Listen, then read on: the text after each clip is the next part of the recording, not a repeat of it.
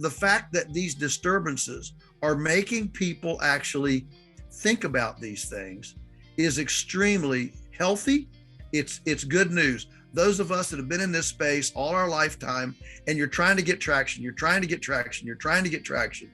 then to actually see the wheels grip and get traction for the first time, at this level, at this rate, is a great thing.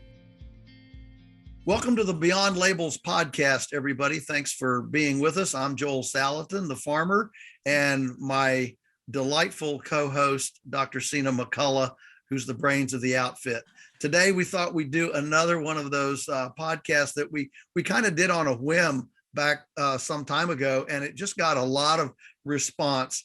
With the things that are going on in the world from, just a lot of things, it's great to be reminded sometimes of good things that are happening. And so we thought we'd devote a few minutes on this podcast to some more good news. So waiting, I know, eager to share her good news is Sina.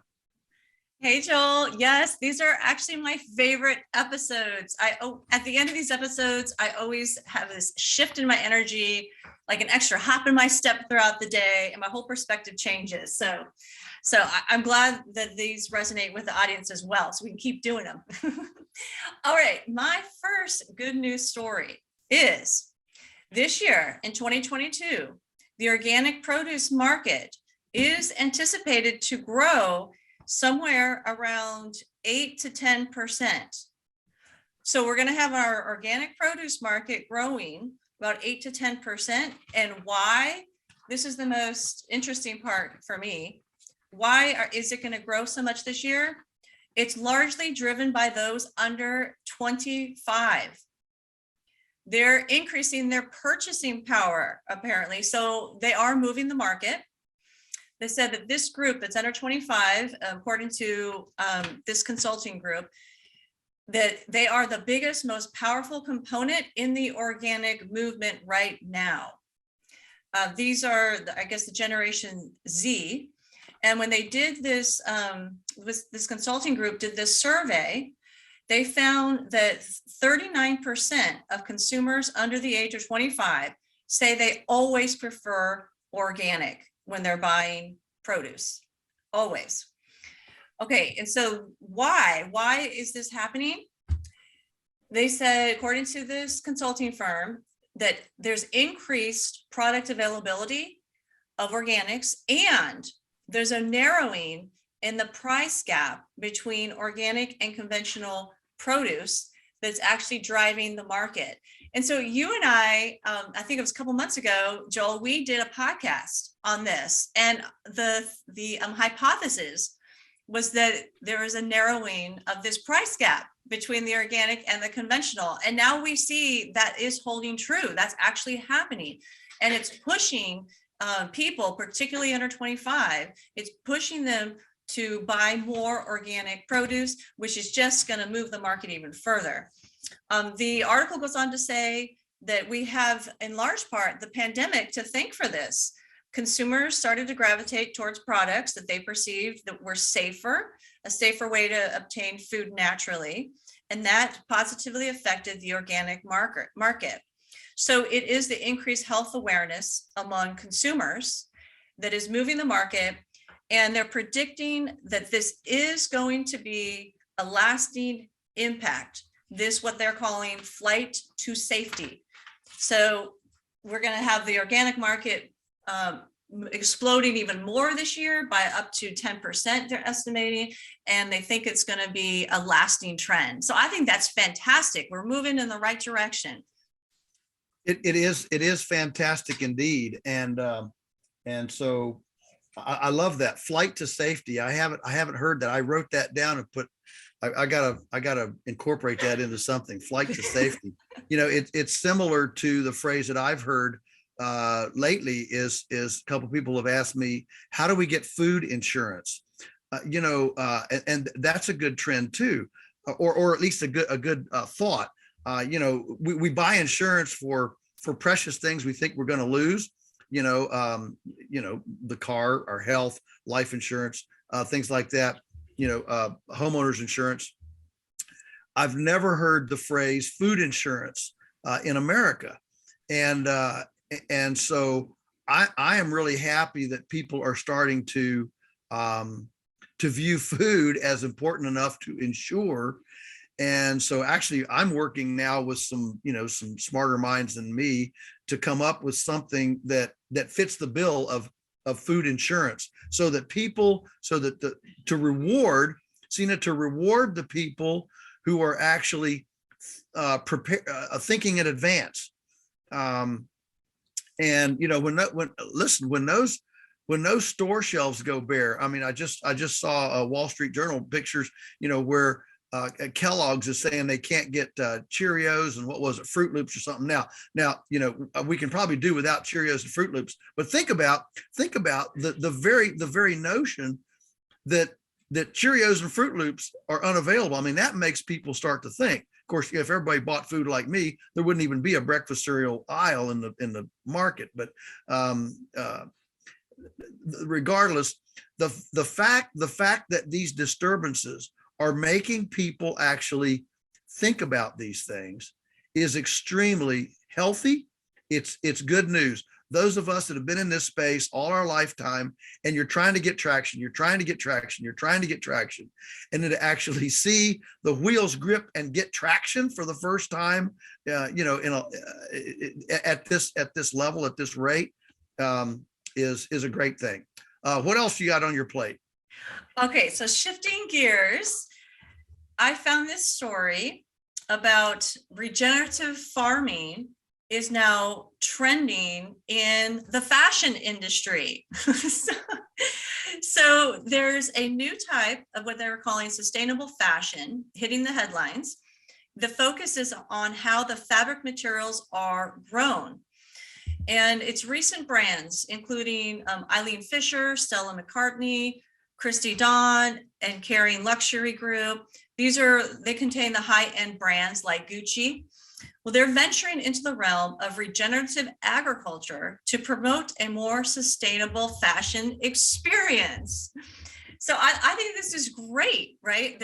They're starting to identify or recognize that we need to change the way that not only our food is grown, but the way that the crops are grown to make our clothing. All right, and this is a little bit of detail about it. It said the exact practices are going to vary from brand to brand. For the Carrying Group, for instance, the goal is to transform more than 2 million acres of land in Argentina, France, Spain, Mongolia, South Africa, and India into regenerative agriculture space in order to grow things like cotton, wool, and cashmere. There's a smaller California-based company, Christy Dawn. They're putting some of the power in the hands of the consumers by allowing them to buy into a regenerative farm in southern India. It will be used to grow cotton.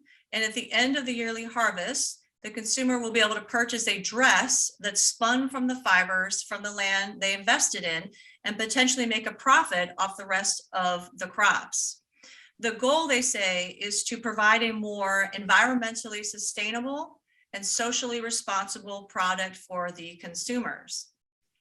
So I think this is a great step in the right direction that they're taking. Ideally, they would replace existing conventional crops and turn those into regenerative crops, and use those for textiles. But this is a good first step. It's like fine wines sell for a lot of money, Gucci, Porsches, because they have that name attached to it. And so this just might be a boost for the regenerative farming movement in general, even for food crops, because now you have these high-end brands that are attaching to the name, the regenerative farming, and that may actually make it kind of give it like the cool factor, like Porsche has, or whatever fine wine. I don't know. I'm not a wine connoisseur, so I don't know, but you know what I'm saying? That's how a lot of these things become popular and trending on social media. They have that cool factor that's associated with them. And so I'm hopeful that this might turn it into a cool factor along with an awareness factor of how we are destroying the land to make these cheap clothing, that we're buying that are actually a lot of times laden with toxins to the body. Yeah, well, for sure. There's an old saying that if you want to watch where trends are going, look at how the rich spend their money. And when the rich begin making making changes in their trend lines, you start seeing things. In fact, I mean, while most of us don't want Bill Gates to own all the land, it is important, I think, to appreciate. Here's the richest guy in the world, and what's he doing? He's buying land. He's now the biggest cropland owner. Now, I don't want him to own everything for sure, but that's an important thing. In the last 6 months, I've been contacted by 4 billionaires, not millionaires, billionaires, asking my advice about buying land or starting a farm or whatever. I call these agrarian bunkers, and country club agrarian bunkers. And while some people might just blow this off as, okay, well, they're just throwing money away. No. People with money, most of the time they've got money because they know things. They're aware of things. They're looking at trends. They're looking at things, and they know things. And so there's this old axiom: if you want to know the right, where the trend lines are, look at how the rich are spending their money. And I think what you're indicating here is exactly that the people that are in that fashion world, they're starting to connect some dots. And when you start connecting those dots, you start developing a greater awareness of the future. Where are we going as a future? That's great. What else you got there? One last thing on that, to piggyback on what you're saying, and I think it's great too, like that one, the one company, Christy Dawn, is also giving the consumer a say in it. They're empowering the consumer, right? Because they're involving them even more in the process, just like how you and I, as food advocates, we're trying to connect people with their food supply so that they really understand it. It becomes like part of their soul. And I thought that was fascinating that one smaller company is trying to do that with clothing, right? Trying to actually connect the consumer to where their clothing comes from and what's involved, the toll on the land that's involved in making that clothing. So I thought that was something new that I had not seen before. And I'm hoping we're going to see a larger trend in that. I'm hoping people are going to be interested in, I want to invest in, the land where my clothes comes from, and then maybe even get a profit off of it, So I think that's an interesting model that has been creative, and I'm hoping that one takes off. But well, okay. what that is kind of an Uberization of supply on steroids. And this whole feedback loop, the ability now to for example, I know an abattoir, a slaughterhouse in a butcher shop in Minneapolis, where they actually have placed video cameras so you can actually buy your beef from a farmer, and then they will let you know when that animal is being cut up and fabricated into your packages, and you can watch your actual steer be packaged in the facility. And so there's a real with all the clandestine activities that are going on, there is also a transparency move, using everything from AI to video to internet to create real-time AI. So transparency. It's pretty neat. No, I'm all for increased transparency, but we'll have to do podcasts on AI though. And but okay, on staying with the positive, my next positive story, this is one of those feel-good stories, and I'm going to try to get through this one without crying. I shared this one with my husband and my kids, and it involves a dog, so of course I just started crying. So there's this great story about an autistic boy who never spoke a single word or showed emotion until his parents gave him a Cocker Spaniel. All right, so this is so cool. This boy, he was 5 years old, from the UK. He was born with autism, apparently. His parents got a dog, did not intend the dog to be the son's dog. It just happened to work out that way. You're supposed to be part of the business, like to do flushing work with the hawks. But they said that the first time that the little boy and the dog met, the little boy's face lit up. He actually smiled and he began engaging with the dog. The parents said that they were amazed because their child did not interact, speak, or show any emotion up until this point. It was a miraculous change in their son. The dog actually can take off the child's clothing, bring the child napkins, put items in a bin, load the washing machine, clean up the child's toys. This dog's been trained to find the child in case the child runs off. But the really remarkable part is that, like I said, this child was nonverbal and he started to speak, and not just a little bit. So initially they taught the boy sign, like hand signals, right, to train the dog. But the son didn't want to do the hand signals, and he just started speaking to the dog. Now he chatters nonstop. They said it's like they're best friends going back and forth. Also, the child was born with some kind of rare brain condition that causes him, he gets very upset, very angry easily, and it causes him self-harm, like hitting his head on things. So they're saying, like, for instance, going to the grocery store, he might get upset and he'll just start hitting his head on the hard floor. Well, the dog was not trained to do this, okay? And here comes the tears. The dog instinctively put his body between the floor and the child's head. And just the child just kept banging his head on this dog. And he just endured the pain because he knew he was helping his best friend. So the story gets even better. Wow. Even better, Joel. So the child and the dog do everything together. They shower together, they sleep together, they try new foods together.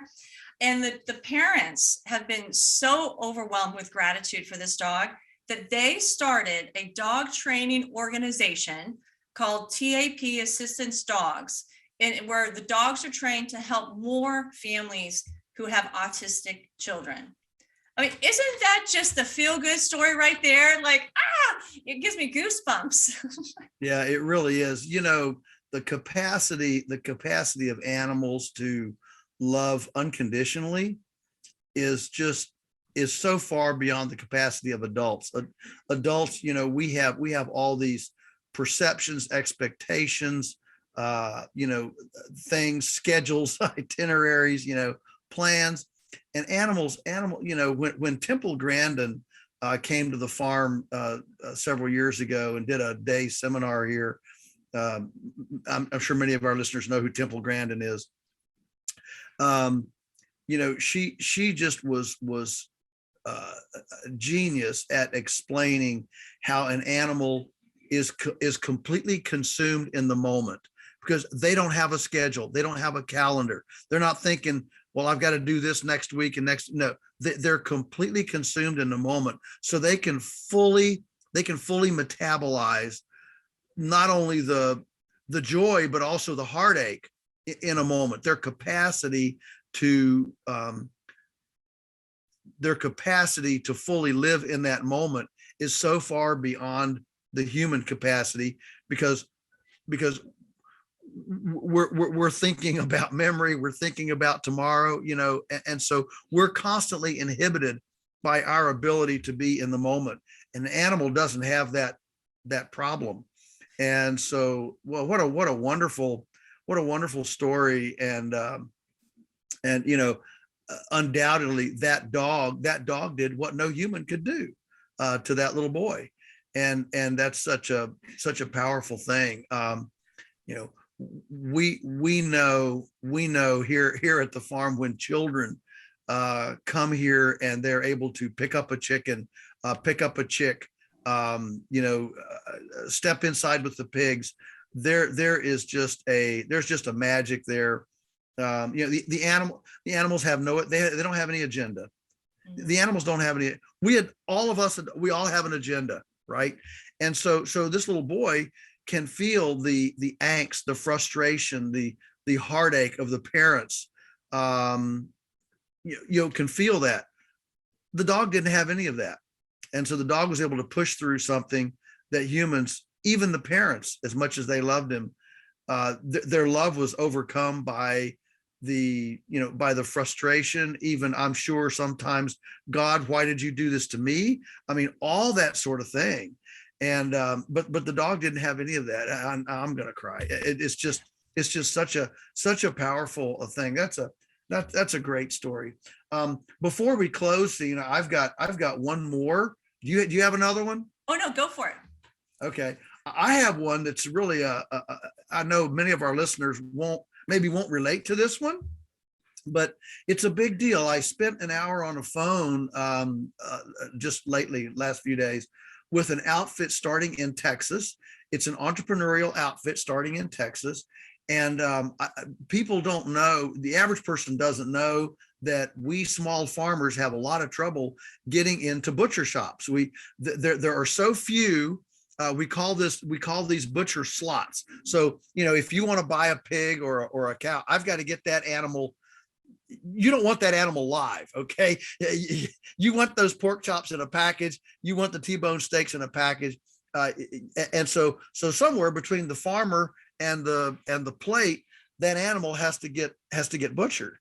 And through government regulation that you and I have certainly talked about for a long time, over the years, the number of these abattoirs is the French word, these small local processing facilities has decreased, by thousands and thousands, to where now, as we've discussed before, there's this new interest in authentic food, but the authentic processing that goes with it has largely been